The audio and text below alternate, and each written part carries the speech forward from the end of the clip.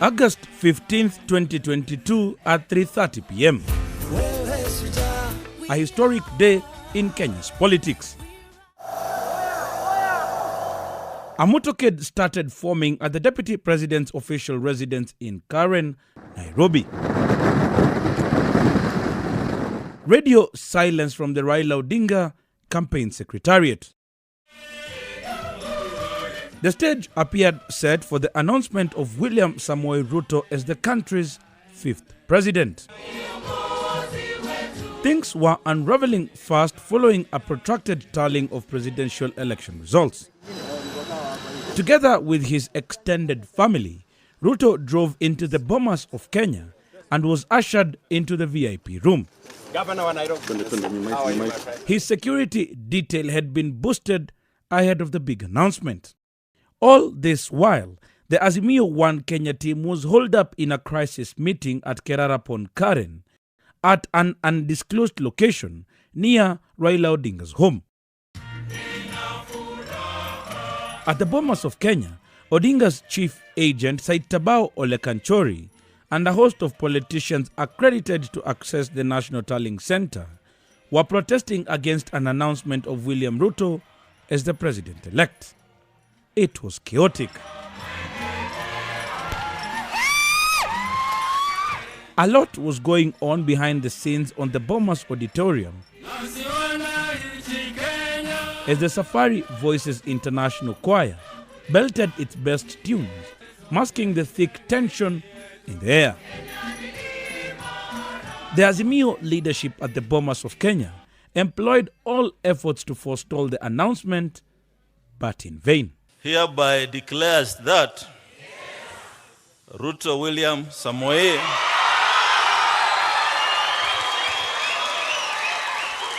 has been duly elected as the president. Dreams were shattered. Political careers were on the line.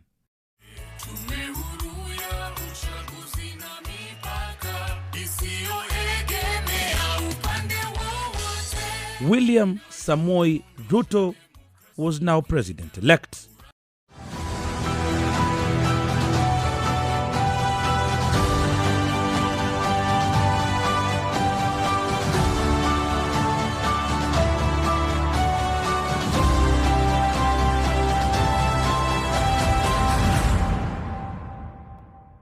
There's a day I called Kibicho.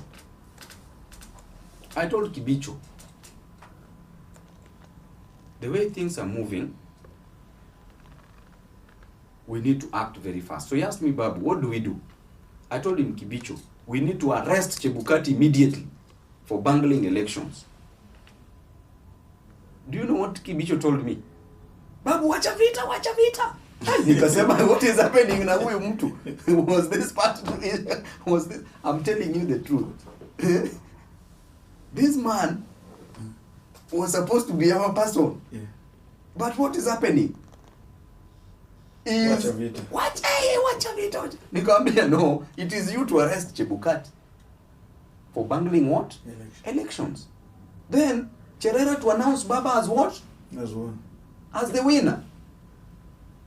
You see, or we go for a rerun. A rerun, because the election is already being bungled. Hey, nikasema yenyewe this was a fake deep state. There was a section of Azimio that over-relied on the civil servants, and they failed to appreciate and understand that the civil servants are transient in nature.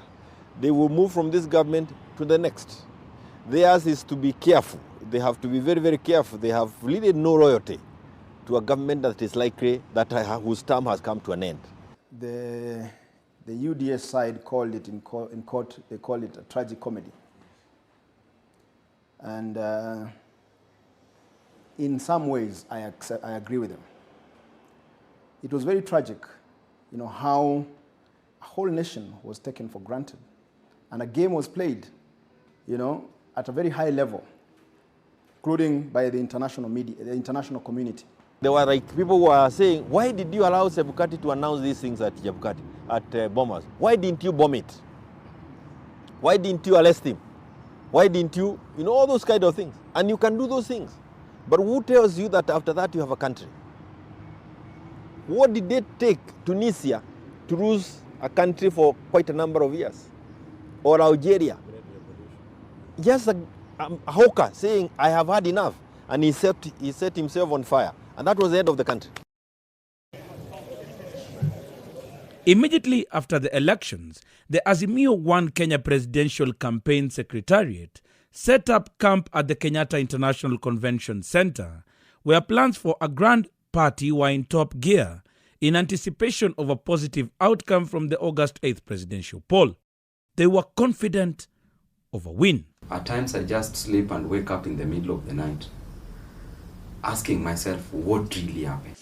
Did the Raila Odinga team rely too much on outgoing President Uhuru Kenyatta to deliver victory? Did Azimio then fail to pull its weight in the polls? This election, we cannot blame Kenya Kwanza. We have to blame ourselves. Within our house, that is where the problem started. Personally, I knew now I would not be sitting in this office, Muredi. Right now, I would be serving Kenyans at a different level as a cabinet secretary, either for interior or education. But look at me now. I promised Embakasi East residents that I was going to give them jobs. Some were going to work in Garissa from Embakasi East, some were going to work in Kisumu, some were going to Nyeri, some were going to remain here in Nairobi. Raila Odinga himself did not lose much as a person from the loss. But Kenya lost so much. Yeah. Raila Odinga is, without a doubt, the best president Kenya never had. In the run-up to the elections, a number of key issues remained unaddressed, and insiders feel that could have played a huge part in the outcome of the election. We went wrong the minute we dismantled some of those structures, because the campaign board was supposed to run practically everything. But then, at some point, the campaign board was slowly dismantled by individuals who wanted to, who had their own agenda, let me put it that way.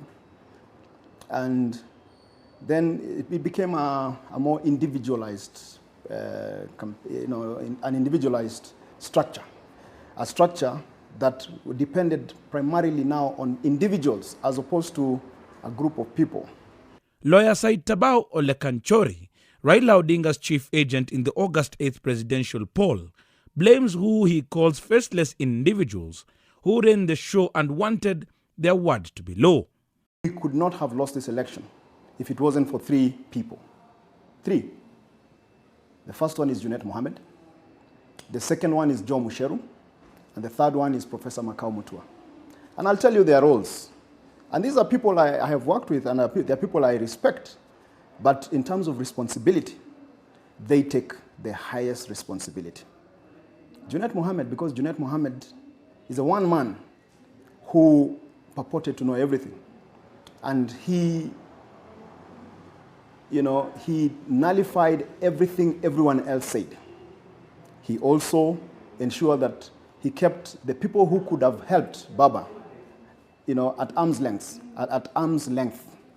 He ensured that nobody came close to Baba who would have helped him, because he wanted to be the alpha and the omega of the campaigns and of the agents management system. And Joe Musheru, because Joe Musheru was a saboteur. Joe Musheru had no other mission other than to sabotage the agents management system. He had no other agenda. He had no other mission. He came in to sabotage our agents management system. And he succeeded. And I'll tell you how he succeeded. He ensured that everybody who had a role, including, basic things like the people who were printing the letters that I signed, were his people. The people who were typing the names were his people, and they were under instructions not to deliver. And they ensured that they did not deliver. Very simple things like letters just getting to agents in time. Letters which I signed and which were taken away from the signatory myself, and they were controlled by Joe Musheru's people.